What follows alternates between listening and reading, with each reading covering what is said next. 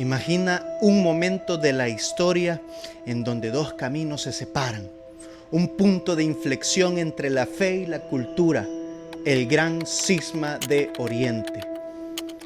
Situaciones políticas, situaciones religiosas llevaron a que esta separación de la iglesia fuera un hecho histórico que hasta hoy persiste en nuestros tiempos. Quédate para averiguar qué es el cisma, qué pasó, por qué se dividieron y cómo lo vemos hasta el día de hoy. Me presento, mi nombre es Víctor Salomón Zúñiga López, estudiante de la carrera de Teología en la Universidad Evangélica de El Salvador. Y este video corresponde a la materia de Historia de la Iglesia del siglo IV a la época contemporánea. Palabras textuales. El patriarca ecuménico de Constantinopla, Atenágoras I, espera su trono en este lugar, bendito y consagrado de peregrinos de Roma y Constantinopla, donde pudiéramos encontrarnos y unirnos en común plegaria. Y Atenágoras manifestó: el hielo se ha desvanecido ya entre nuestras dos iglesias. El gran cisma de Oriente, o mejor conocido como la separación entre la iglesia ortodoxa y católica. Este no fue un evento aislado, sino el resultado de siglos de tensiones acumuladas. En este viaje en el tiempo, descubriremos cómo las diferencias de poder entre Roma y Constantinopla llevaron a una separación y a una ruptura definitiva en el área religiosa.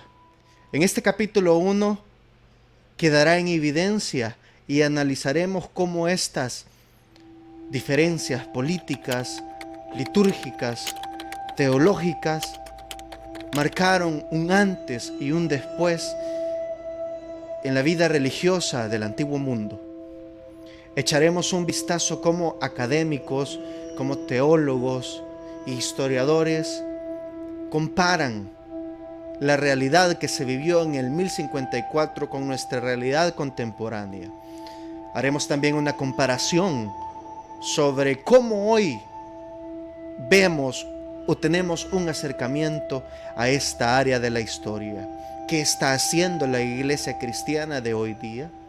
¿Qué estamos haciendo nosotros como líderes eclesiales?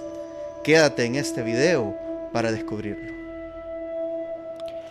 Como lo menciona Leeman en su obra Historia de la Iglesia Cristiana, es posible rastrear desde los primeros siglos las diferencias culturales, políticas y religiosas entre Oriente y Occidente. La separación de las iglesias latinas y griegas se hizo formalmente en el siglo XI, aunque la práctica se efectuó mucho antes. Durante 100 años, la relación normal entre papas y patriarcas se caracterizó por la lucha. Al final, en 1054 después de Cristo, el mensajero del Papa puso sobre el altar de Santa Sofía en Constantinopla el decreto de excomunión.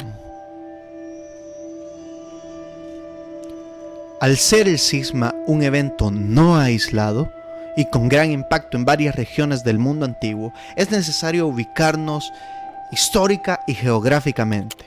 Por ende, cabe mencionar en esta sección que el cristianismo en Oriente se desarrolló bajo la influencia de la cultura griega y el imperio bizantino, mientras que en Occidente estuvo marcado por la tradición latina y el imperio romano germánico.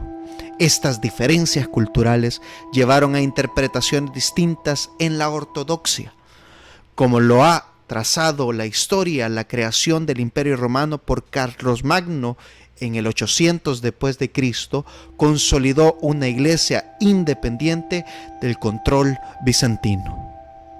Notemos cómo Roma quiso ejercer su autoridad en toda la cristiandad de esa época a través del Papa. Sin embargo, Constantinopla se mantenía firme en su patriarcado.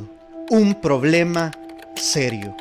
Esto generó una lucha de poderes entre las dos sedes, el cual no terminaría de la mejor manera.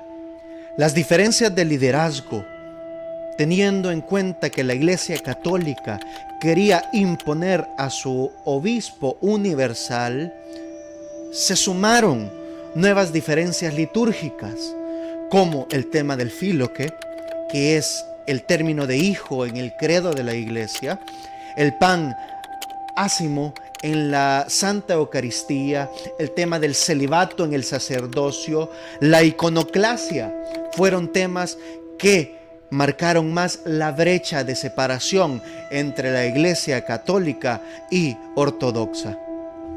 La pregunta, ¿cuánto hemos avanzado hasta el día de hoy desde ese primer milenio y las dificultades que se presentaron? Es un gran tema de debate en nuestras realidades eclesiales. Si nos damos cuenta, no estamos lejos de imitar conductas, no estamos lejos de imitar discusiones vanas entre nuestra liturgia. Hoy en las iglesias cristianas evangélicas podemos venir y tomarnos un momento para reflexionar y preguntarnos, ¿es adecuado seguir discutiendo? ¿Es adecuado seguir teniendo diferencias entre las iglesias? En el 1054 esto significó una ruptura, una separación. ¿Qué significará o qué podría significar para nosotros hoy día? Más separaciones, más divisiones, nuevas liturgias, nuevas formas de ver e interpretar la Biblia.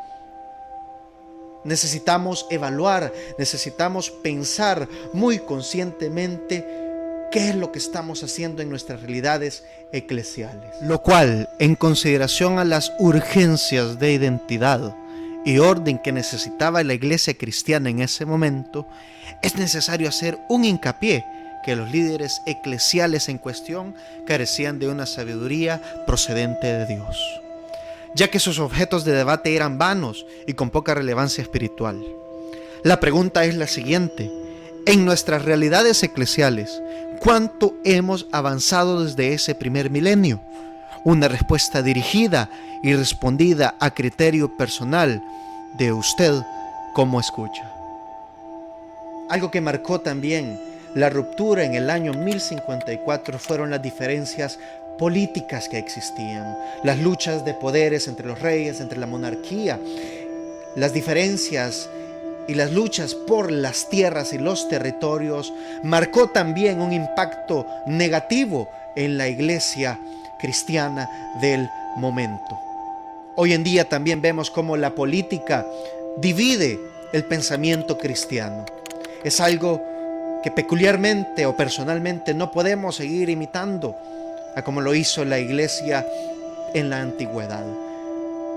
Debemos evaluar si estas diferencias o estos arraigos políticos que la iglesia tiene merece la pena discutir, merece la pena pelear y merece la pena imitar actitudes o decisiones que marcaron un antes y después en la iglesia. Este video tiene como finalidad el que nos pongamos a pensar, el que nosotros evaluemos, conozcamos un poco de la historia de qué es lo que sucedió en el 1054, por qué se dio este cisma de la iglesia católica y ortodoxa. Pero más allá de ese objetivo, este video tiene como propósito también el retarnos, el que analicemos si vale la pena continuar con las diferencias, si vale la pena continuar con las discusiones, con los problemas del liderazgo, con las tensiones de poder que pueden existir hoy en día.